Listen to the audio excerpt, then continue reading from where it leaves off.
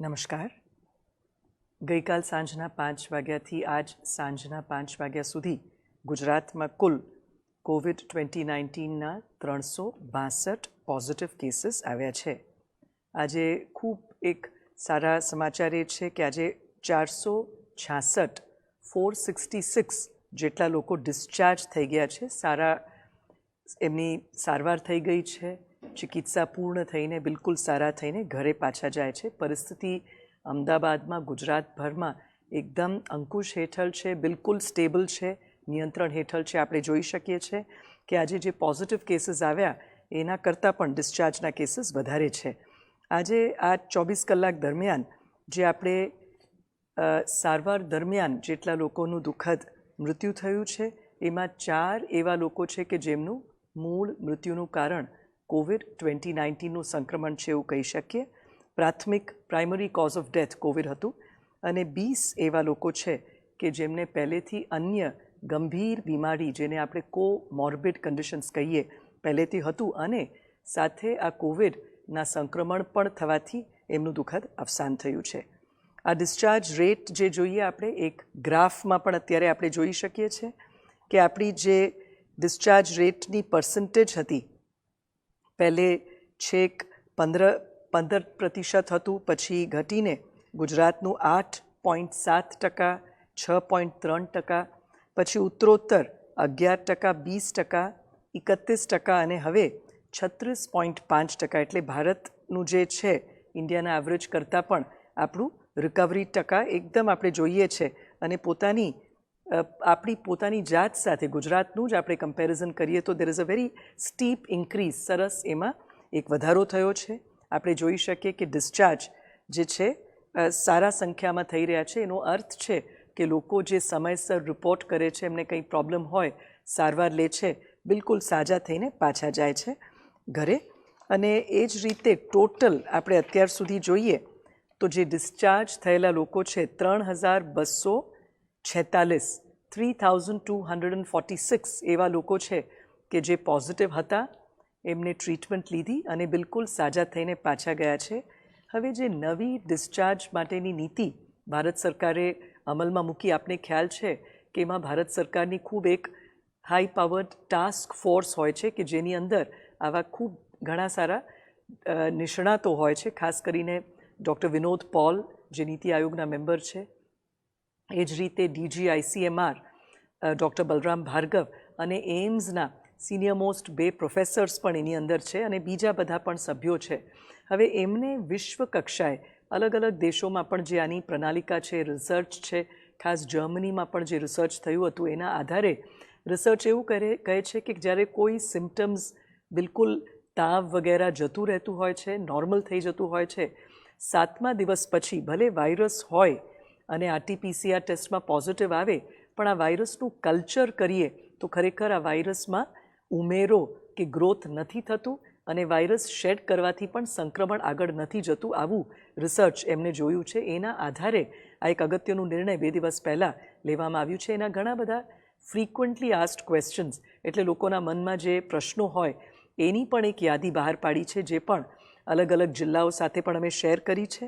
અને એના ભલે એમાં 7 દિવસ હતું છતાં પણ ભારત સરકારે આમાં 10 દિવસનું એક હજી કુશન રાખીને એક આપણને ડિસ્ચાર્જ માટેની પોલિસી બનાવી છે જેથી કે it is better to be safe than sorry. એટલે આપણે ભલે એમાં હજી થોડીક વધારે દિવસ 3 દિવસ આપણે ઉમેરો કરીએ જેથી કે કોઈ ડિસ્ચાર્જ કરતી વખતે એવું ન બને કે થોડાક પણ એની અંદર કોઈ સંભાવના હોય કે સંક્રમણ બીજાને આપી શકે.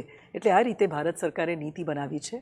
અને આમાં પણ આપણે ખાસ જોઈ શકીએ કે અત્યાર સુધી 5090 જેટલા લોકો આજની તારીખે સ્ટેબલ છે જે એક્ટિવ કેસીસ છે અને 30 જેટલા લોકો ક્રિટિકલ છે, વેન્ટિલેટર પર છે. અને જે ડિસ્ચાર્જ પોલિસી છે એમાં જેમ અત્યારે જ બતાવવામાં આવ્યું 3246 જેટલા લોકો છે જેમને આજ સુધી આપણે ડિસ્ચાર્જ કર્યા છે. આની સાથે ગુજરાત એ એક નવું પહેલ એ પણ કર્યું છે કે જેટલા લોકો ડિસ્ચાર્જ થાય છે એમને પણ આપણી 104 હેલ્પલાઇનથી ફોન કરવામાં આવે છે એક રિપીટેડલી જેથી કે એમને બધું નોર્મલ છે, કોઈ તકલીફ નથી. એ પણ આપણે કાળજી રાખીએ છીએ અઠવાડિયા સુધી જેથી કે કંઈ પણ એમાં પ્રશ્નો હોય તો તરત આપણે એમને અટેન્ડ કરી શકીએ. પણ આ રીતે બહુ જ સારા પ્રમાણમાં, મોટા પ્રમાણમાં લોકો ડિસ્ચાર્જ થયા છે. હવે એ જ રીતે એક વાત ટેસ્ટિંગ માટે પણ અવારનવાર પૂછવામાં આવે છે. આપણને ખ્યાલ છે કે આપણી ટોટલ કેપેસિટી 3000 જેટલી છે, પણ એની અંદર આપણે અમુક રિપીટ ટેસ્ટ પણ કરવા પડતા હોય છે. અને અલબત્ત નવા ડિસ્ચાર્જ પોલિસીથી જે રિપીટ ટેસ્ટ છે એનું પ્રમાણ થોડું ઘટ્યું છે, પણ છતાં એવા કેસીસ જે સિવિયર છે, એટલે માઇલ્ડ અને મોડરેટમાં ભલે આપણે ટેસ્ટિંગ કરવાની જરૂરત નથી રહેતી, 10 દિવસ ઉત્તરોત્તર એમને સિમ્ટમ્સ ન રહે અને 3 દિવસ ફીવર વગર એ રહે, ઓનસેટ ઓફ સિમ્ટમથી 10 દિવસ થઈ જાય અને 3 દિવસ માટે ઉત્તરોત્તર કોઈ એમને તાવ ન રહે અને બીજા કન્ડિશન્સ, લક્ષણ ન રહે, તો આપણે એમને ડિસ્ચાર્જ કરવા માટેની ભારત સરકારની પોલિસી છે જ. પણ આપણે જે સિવિયર કે સિરિયસ લોકો છે, જેમને બીજી અન્ય પહેલેથી બીજી કન્ડિશન્સ હોય, કોમોર્બિડ કન્ડિશન્સ વગેરે, એમના માટે ડિસ્ચાર્જ આપણે ટેસ્ટ કર્યા વગર કરવાની અનુમતિ નથી. અને એ સંખ્યા પણ આપણા ત્યાં છે, મોટી સંખ્યા છે, જેમને દાખલા તરીકે કોઈને ટ્રાન્સપ્લાન્ટ કર્યું હોય, ડાયાલિસિસ કર્યું હોય, કાર્ડિયાક પ્રોબ્લેમ હોય, કેન્સર પ્રોબ્લેમ હોય, અથવા હાઈ બ્લડ પ્રેશર વગેરે હોય, તો એમને આપણે ટેસ્ટ કરતા હોઈએ છીએ. પણ છતાં આપણા ત્યાં જે 3000 જેટલી ટેસ્ટિંગની કેપેસિટી છે, એમાં આપણે જોતા રહેશું અને જોયું હશે કે દાખલા તરીકે આજે અમુક જિલ્લાઓમાં આપણે થોડુંક વધારે પણ ટેસ્ટિંગ કર્યું છે, જેમ કે દ્વારકામાં, અને એ જ રીતે મહેસાણામાં પણ થોડાક વધારે પ્રમાણમાં કર્યા છે, ભરૂચમાં પણ પ્રમાણમાં વધારે ટેસ્ટિંગ કર્યા છે. અને એની સરખામણીમાં ગઈકાલનું આપણે જોઈએ તો દાખલા તરીકે જૂનાગઢ અને જૂનાગઢ ડિસ્ટ્રિક્ટ જે છે એની અંદર આપણે વધારે પ્રમાણમાં ટેસ્ટિંગ કર્યા છે. અને એ જ રીતે ગઈકાલનું આપણે અંક જોઈએ તો પંચમહાલમાં પણ થોડાક પ્રમાણમાં વધારે આપણે ટેસ્ટિંગ કર્યા છે. તો આ રીતે વી કીપ, આપણે અલગ અલગ ડિસ્ટ્રિક્ટ્સને આની એક લાભ મળે, ટેસ્ટિંગ કરવાથી આપણે કોઈ આવા કેસીસ બીજે રહી ન જાય, માટે આપણે એક આવી રણનીતિ બનાવી છે કે અલગ અલગ ડિસ્ટ્રિક્ટ્સને પણ આપણે થોડુંક વારાફરતી, જે આપણી ટેસ્ટિંગની મર્યાદિત કેપેસિટી તો છે જ 3000 જેટલી, પણ એને આપણે અલગ અલગ વિસ્તારોમાં વારાફરતી અલગ અલગ ડિસ્ટ્રિક્ટ્સને વધારે આપીએ છીએ. એ જ રીતે થોડાક દિવસ પહેલાં પંચમહાલને થોડુંક વધારે આપ્યું હતું, એ જ રીતે ગાંધીનગરને પણ થોડુંક વધારે ટેસ્ટિંગ આપ્યું હતું, અને એ જ રીતે સાબરકાંઠામાં પણ વધારે ટેસ્ટિંગ કરવામાં આવ્યું હતું. એટલે આ રીતે આ ટેસ્ટિંગ જે છે એને આપણે અલગ અલગ ડિસ્ટ્રિક્ટ્સમાં એવી રીતે કોઈ ટાર્ગેટ જેવું હોતું નથી, પણ ડિસ્ટ્રિક્ટ્સને વારાફરતી આપણે એન્કરેજ કરીએ છીએ કે વધારે ટેસ્ટિંગ કરે બધા જ જિલ્લાઓ, જેથી કે કોઈ આવા પોઝિટિવ કેસીસ હોય તો તરત આપણા ધ્યાન પર આવે. અને ફરી દાખલા તરીકે 2-3 દિવસ પહેલાં પુલિંગનું પણ આપણે લાભ અત્યારે કરીએ છીએ, અને અરવલ્લી જિલ્લામાં પણ બહુ મોટા પ્રમાણમાં ટેસ્ટિંગ કર્યા હતા. એના પહેલાં મહીસાગરમાં પણ વધારે કર્યું હતું. તો આ રીતે આ એક ડાયનેમિકલી આપણે ચેન્જ કરતા હોઈએ છીએ, જેથી કે આપણને આખા ગુજરાતમાં અલગ અલગ વિસ્તારોમાંથી ટેસ્ટિંગ કરીને પોઝિટિવ કેટલા કેસીસ છે એનું આપણને એક આઈડિયા મળતું રહે સતત, અને એનાથી આપણને રિયલ ટાઈમ ડેટા અને એનાલિસિસ કરવા માટે અને એક્શન લેવા માટે પણ અનુકૂળ રહે. અને આ બધી પરિસ્થિતિ જોતાં આજે ફરી જે ડિસ્ચાર્જના ગ્રાફ્સ તમે જોયા છે, ડિસ્ચાર્જના અંક છે, બિલકુલ અમદાવાદ પણ સ્ટેબલ છે, ગુજરાત પણ બિલકુલ સ્ટેબલ છે, પરિસ્થિતિ અંકુશ હેઠળ છે, નિયંત્રણ હેઠળ છે. અને આપણે છેલ્લા 24 કલાકમાં જે ટોટલ આપણે વાત કરી હમણાં કે અત્યાર સુધી જે પોઝિટિવ દર્દી છે, 8,904 પોઝિટિવ કેસીસ ટોટલ આવ્યા છે. અને એમાંથી જે એક્ટિવ દર્દી, જેને આપણે એક્ટિવ પેશન્ટ્સ કહીએ, એમાં 30 એવા લોકો છે કે જે વેન્ટિલેટરી કેર પર છે, ક્રિટિકલ છે, અને 5,090 એવા લોકો છે કે જે બિલકુલ સ્ટેબલ છે, રૂમ એર પર છે અથવા સામાન્ય ઓક્સિજન પર છે. અને જે ટેસ્ટિંગ અત્યાર સુધીની આપણે ટોટલ ફિગર જોઈએ તો 1,19,537 1,19,537 જેટલા ટેસ્ટ આપણે કર્યા છે, અને છેલ્લા 24 કલાકમાં 3,066 ટેસ્ટ આપણે કર્યા છે. આજે એક બીજી અગત્યની વાત, આજે it is the international day of nurses, એટલે ઇન્ટરનેશનલ નર્સિંગ ડે છે. અને આજે આપણે અલગ અલગ ડિસ્ટ્રિક્ટના નર્સિસ સાથે આપણા માનનીય મુખ્યમંત્રીશ્રી એમની સાથે વાતચીત પણ કરી ઝૂમ પ્લેટફોર્મ દ્વારા. ફ્લોરન્સ નાઇટિંગેલ, જેને દયાની દેવી પણ કહેવામાં આવે છે, એમનું જન્મદિન આજે છે. આપણે બધા જાણીએ છીએ કે ક્રિમિયન વોર દરમિયાન એમને લેડી વિથ ધ લેમ્પ પણ કહેવામાં આવતું હતું. એક દીવો લઈને આખા વોર્ડ્સમાં ત્યારે જે બધા ત્યાંના જે એક આખું લડાઈ હતું ક્રિમિયન યુદ્ધ, એની અંદર જેટલા પણ સૈનિકો ઇન્જર્ડ થઈને એમને જે બધાને વાગેલું હોય અને નીચે પડ્યા હોય, સારવાર એમનું થતું હોય, એ બધાને એક એકને બિલકુલ એ સારી રીતે દેખરેખ રાખતા હતા. એમને ખાસ 3 યોગદાન આપ્યું હતું અને એ બહુ જ જાણીતા છે. પર્સનલ હાઇજીનને પણ એમને ખૂબ પ્રોપગેટ કર્યું, એટલે આપણે બધા પોતાની એક વૈયક્તિક સ્વચ્છતા. સિમિલરલી એમને ખાસ જે આપણે કહીએ છીએ હેન્ડ વોશ, એટલે આના માટે પણ એમને, એટલે અત્યારે પણ આપણે વાર કહીએ છીએ કે આપણા બધા માટે જરૂરી છે કે આપણે હાથ ધોવાનું બિલકુલ, અને આ એક ટેવથી, એક પ્રેક્ટિસથી કોરોનાથી આપણે એક બહુ જ સુરક્ષિત અંકુશ પોતાના જાત માટે અને બીજા આજુબાજુના લોકો માટે પણ આપણે રાખી શકીએ. તો એમાં પણ ગઈકાલે જેમ કહેવામાં આવ્યું, એની એક ટેકનિક હોય છે સુમન કે. એસ એટલે સીધા આ રીતે ધોવાનું, યુ એટલે ઉલટા હાથ, પછી એમ એટલે મુઠ્ઠી, બંને મુઠ્ઠી, પછી એ અંગૂઠા, એને પણ સરસ રીતે સાબુનથી ધોવાનું, નખ નેલ્સને પણ એન સુમન, અને પછી છેલ્લે કલાઈ. એટલે આ રીતે હેન્ડ વોશ વ્યવસ્થિત આપણે બધા કરીએ. 10 રૂપિયાની પણ સાબુન હોય, પણ વ્યવસ્થિત હેન્ડ વોશ કરીએ તો આપણે પોતાની જાતને કોવિડથી બિલકુલ સુરક્ષિત રાખી શકીએ. આજે ખૂબ જ સરસ એક સક્સેસ સ્ટોરી છે, સાફલ્ય ગાથા છે, તમને બધા સાથે શેર કરવા માંગીએ છીએ. જ્યારે પણ કોઈ મા બાપના નાના બાળકો માંદા પડે તો કોઈ પણ મા બાપ હોય તો બિલકુલ એમને એ હેરાન થઈ જતા હોય છે, બિલકુલ ગભરાઈ જતા હોય છે. અને એ જ રીતે આલિમ ઇદ્રીસ અને એમના પત્ની એ પણ આવા જ એક દંપતી હતા કે જેમના નાના બાળકો, અને કેવા નાના બાળકો કે 15 મહિનાની ઉંમરના ટ્વિન્સ હતા, જોડિયા બાળકો, અબ્દુલ અને ફાતિમા. એ બંનેને આ કોવિડની જે અત્યારે મહામારી થઈ રહી છે દરમિયાન આ બંને નાના બાળકો, 15 મહિનાની ઉંમરવાળા બાળકો, ટ્વિન્સ હતા. એ બંનેને કોવિડની ચેપ લાગી. એ ખ્વાજાનગર વટવામાં રહેતા હતા, અને આ જ્યારે એમને ખબર પડી કે આ બંને બાળકોને આવી રીતે તકલીફ છે. કઈ તકલીફ હતી કે એમને ઉધરસ હતું, પછી ઠંડી લાગતી હતી બાળકોને, અને ચકામાં, શરીરમાં રેશિસ ચકામાં પણ થઈ ગયા હતા અઠવાડિયાથી. એટલે તરત જ આ બાળકોને સિવિલ હોસ્પિટલ, અને આપણી કોવિડ હોસ્પિટલ 1200 બેડની જે હોસ્પિટલ છે ત્યાં લઈ ગયા. અને એમની કન્ડિશન ત્યારે બહુ જ સારી ન હતી બાળકોની, અને એટલે તરત જ ત્યાંના ડૉક્ટર્સ અને નર્સિસે એમને ઓક્સિજન પર મૂકી દીધા. અને એ દિવસોનું યાદ કરતા એમના જે ફાધર આલિમ ઇદ્રીસભાઈ છે, કહે છે કે એ અને એમના પત્ની બંને ખૂબ જ ગભરાયેલા હાલતમાં હતા. એમને ખૂબ ચિંતા હતી કે એમના બાળકો કઈ રીતે આમાંથી બહાર નીકળશે, પણ સિવિલ હોસ્પિટલના સ્ટાફ અને ડૉક્ટર્સે ખૂબ એમને સાંત્વના આપી, ખૂબ જ એમનું મોરલ જે છે બૂસ્ટ કર્યું. અને કહે છે કે એમના લીધે એમના જે ગભરામણ એમનામાં હતું એ પણ ઘણા મોટા અંશે ઓછું પણ થઈ ગયું. અને જે નાનકડી બાળકી ફાતિમા હતી એના પપ્પા સાથે હતી, અને નાનું બાળક અબ્દુલ જે આ ફાતિમાનું ટ્વિન બ્રધર હતો, એટલે જોડવા ભાઈ હતો, એ એની મા સાથે હતો.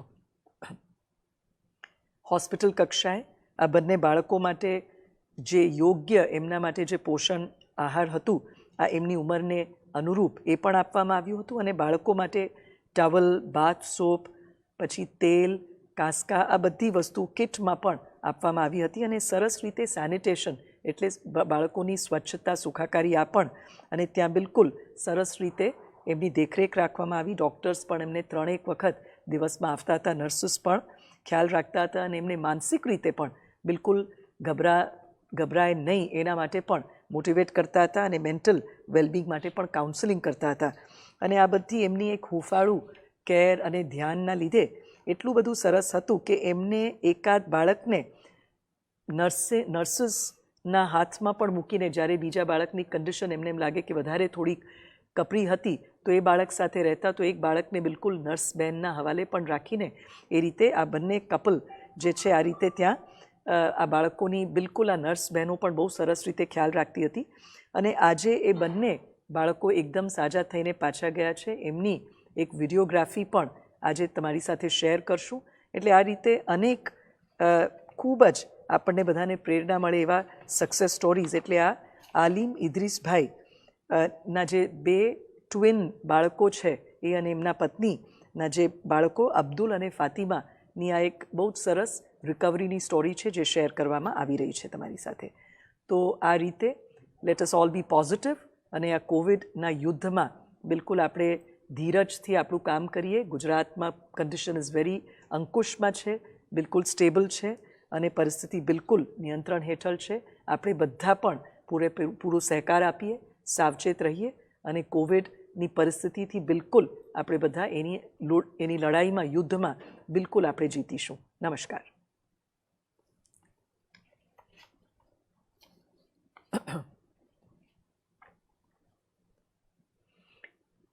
नमस्कार.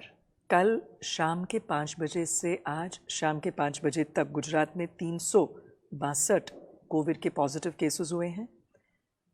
इस अरसे में 4 ऐसे लोग हैं जिनका दुखद अवसान कोविड के संक्रमण की प्राथमिक वजह से हुई है और 20 ऐसे लोग हैं कि जिनका दुखद अवसान पहले से अन्य गंभीर बीमारी से वो पीड़ित थे. वो उनके दुखद अवसान का प्राथमिक कारण होगा, लेकिन उनको कोविड का भी संक्रमण हुआ था, तो वो एक सेकेंडरी कॉज ऑफ डेथ होता है. आज खास हम एक बहुत अच्छी खबर आप सबसे शेयर करना चाहेंगे कि 466 जितने लोग, 466 जितने लोग बिल्कुल जिन्होंने चिकित्सा ली, इलाज कोविड के लिए की गई थी, अच्छे होके वापस अब घर जा रहे हैं. 466 ऐसे लोग हैं, 466. इसको अगर देखेंगे तो आज गुजरात में जो डिस्चार्ज रेट है 36.45%, 36.45%. और ग्राफ भी आज हम शेयर कर रहे हैं आपसे. आप देख पाएंगे कि इसमें एक बहुत अच्छा एक बढ़ोतरी हुई है हमारी डिस्चार्ज रेट में. और इसको अगर पूरे अभी तक का टोटल डिस्चार्ज अगर हम देखें तो 3,246 जितने लोग डिस्चार्ज होके अच्छे होके वापस घर गए हैं. और अभी तक जितने पॉजिटिव केसेस हैं 8,904 और आज जितने स्टेबल केसेस हैं 5,090 और वेंटिलेटर पर 30 जितने लोग हैं. और जो टेस्टिंग का अगर अभी देखा जाए तो गए 24 घंटे में 3,066 जितने टेस्ट हमने किए हैं. और इसके साथ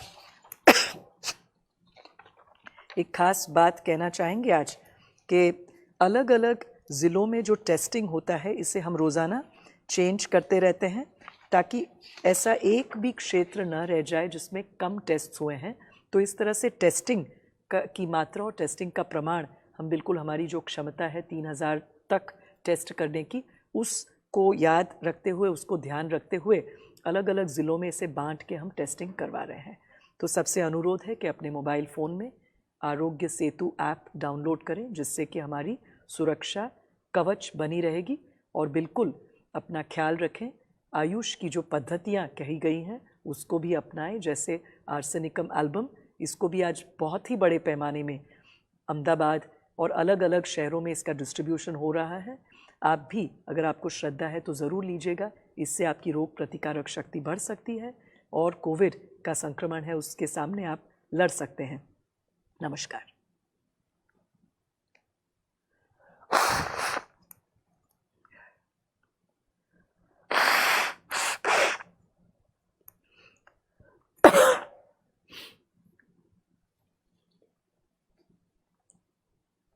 Namaskar. Between 5 p.m. yesterday and 5 p.m. today, we've had 362 cases of COVID positive in Gujarat. We've had 466 people who were suffering from COVID but underwent successful treatment and have actually got discharged. During these 24 hours, we've had 4 people who have unfortunately passed away with COVID as the primary cause of death.